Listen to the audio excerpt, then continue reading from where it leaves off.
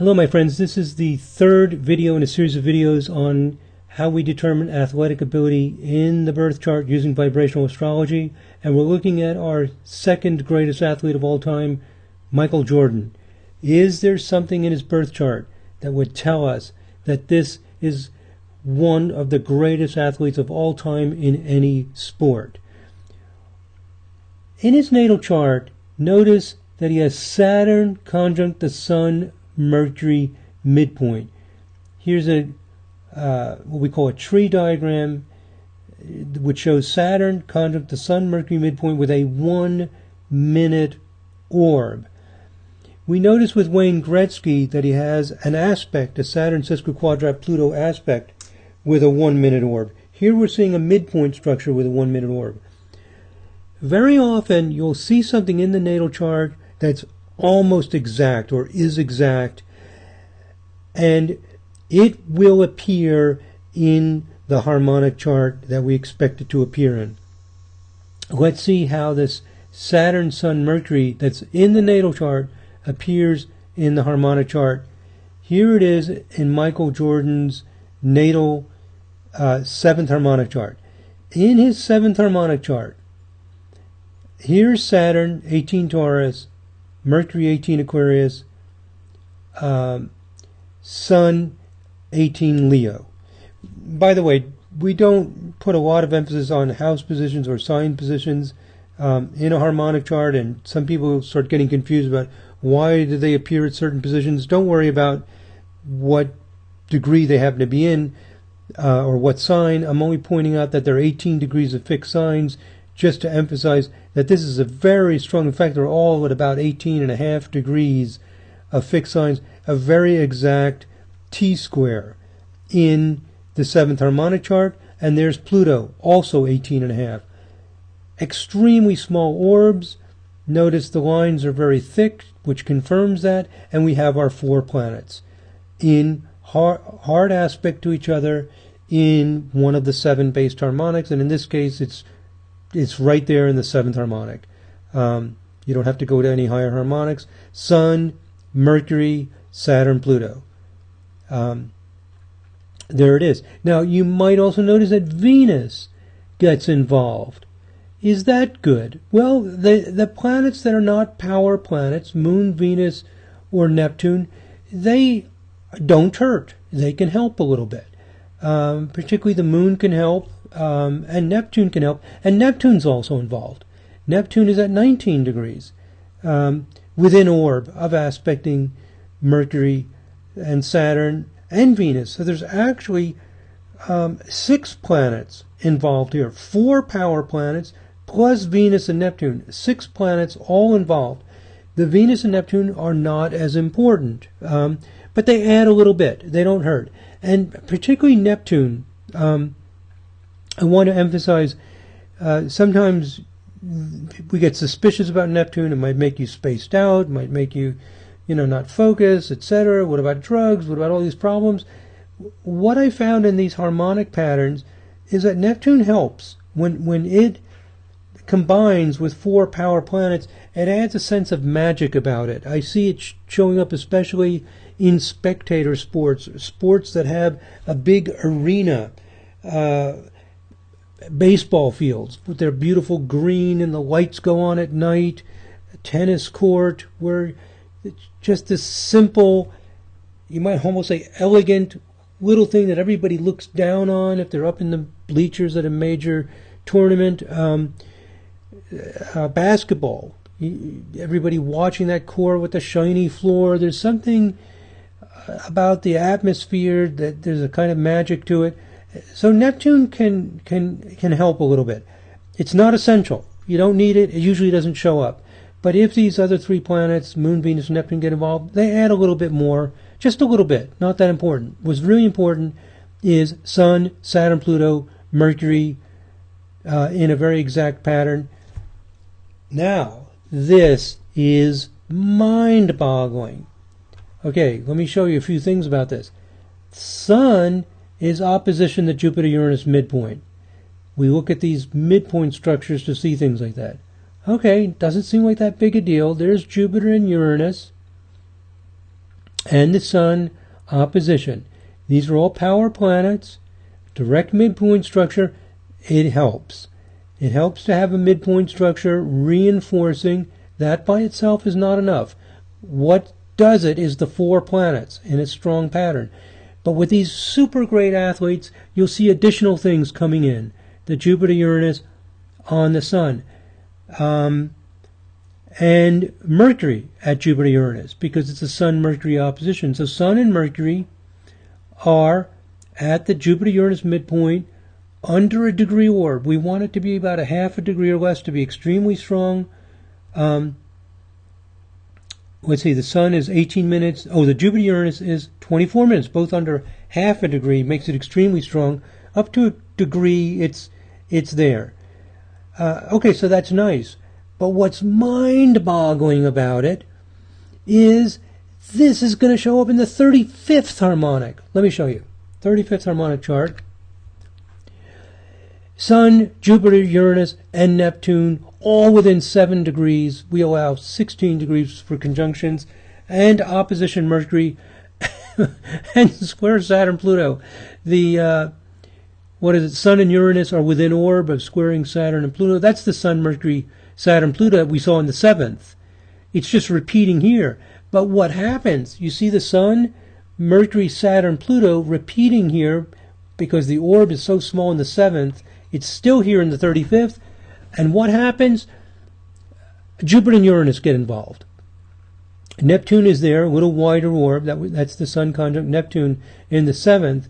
The orbs get bigger as we go into higher harmonics. But Jupiter and Uranus join the party. So we have the Sun, Mercury, Saturn, Pluto, and Neptune. Same T-square we see in the 7th harmonic chart. Now it has wider orbs because we're in a higher harmonic. And Jupiter and Uranus are there. And tightly, all within 7 degrees. And we allow a 16-degree orb. So now we have 6 power planets. Sun, Mercury, Saturn, Pluto, Jupiter, Uranus, not all within orb. They don't need to be within orb. We have the basic pattern in the 7th, still within orb in the 35th, and 2 more planets getting involved. It's mind-boggling. As if the 4 planets tightly aspected in the 7th harmonic and in a direct midpoint structure in the natal chart, as if that's not enough, which is enough to make an incredible athlete right there.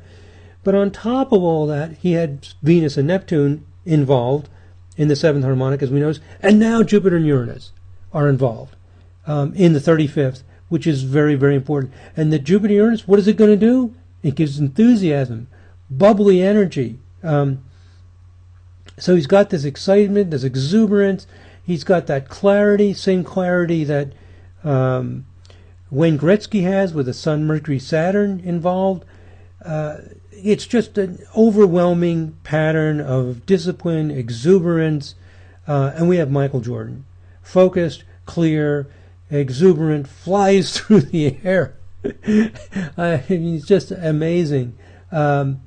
So, incredibly, overwhelmingly powerful pattern of an incredibly, overwhelmingly fantastic athlete. It's just incredible pattern describing an incredible athlete. I think that's my last. Oh, I have one more slide here to show you one thing about all this. I just want to emphasize that the harmonic chart is only showing us what's in the natal chart. The harmonic chart is a magnification of patterns in the natal chart. So just to make that clear, I've drawn in here in purple, if I remember right, these are the 7th harmonic aspects, and in this orange color, I believe, these are the 35th harmonic aspects. So I just wanted to show you that there are all these lines that could be drawn showing the aspect patterns that are in the natal chart.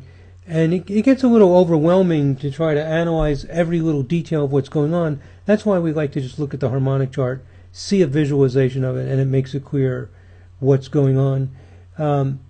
Also, what I've shown here is that Saturn at Sun Mercury, it's 12 degrees 21 minutes. If you measure the distance from Mercury to Saturn, it's 12 degrees 51 minutes. Sorry, 12 degrees 51 minutes from Mercury to Saturn, 12 degrees 51 minutes from Saturn to Mercury. 12 degrees 51 minutes is 1/28th of a circle. So the distance from Mercury to Saturn is 1/28th of a circle. Saturn to Sun is 1/28th of a circle. These will appear as square in the 7th harmonic chart, because 28 is 7 times 4.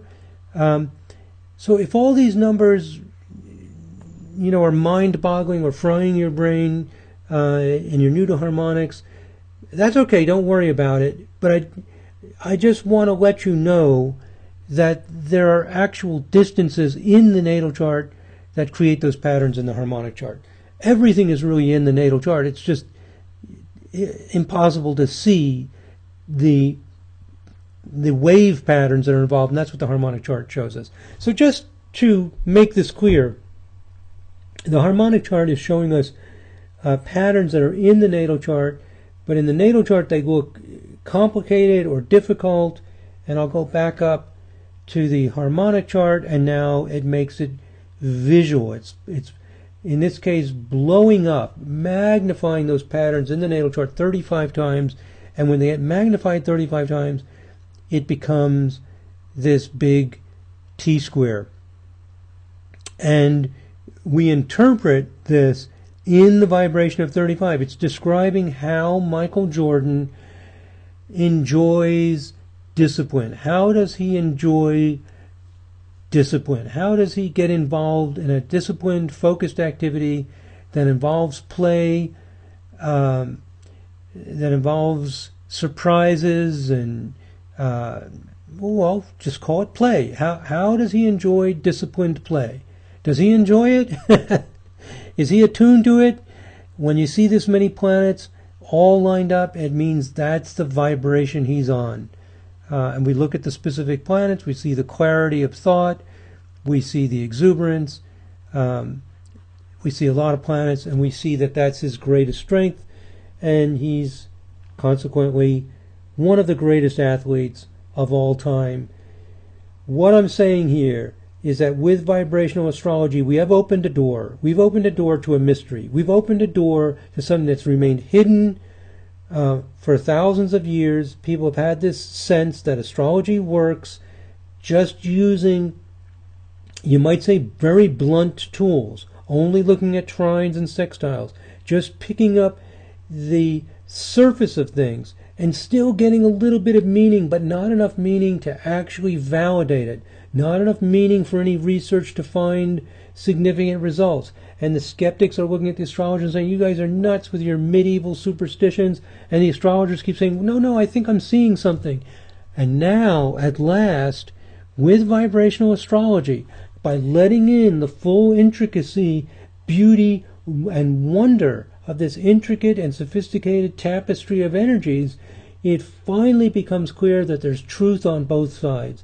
The astrologers have always been right, there is something going on, and the skeptics have always been right, in the sense that the astrology as it's been known up till now is not really enough to see clearly and consistently. So astrologers were picking up a little bit, and I believe making too much out of it, that you have to evolve the astrology to this next level. A lot of work by many brilliant people. I'm just building upon what other people have discovered, refining it, advancing it, and we find that at last we find an astrology that's working more clearly and more directly, and we can look at the chart of a Michael Jordan and Wayne Gretzky, actually see what's going on, and the research continues. We'll be presenting more videos further in the future showing some of the solid quantitative results as we refine our research. Thank you very much for listening. God bless. Namaste.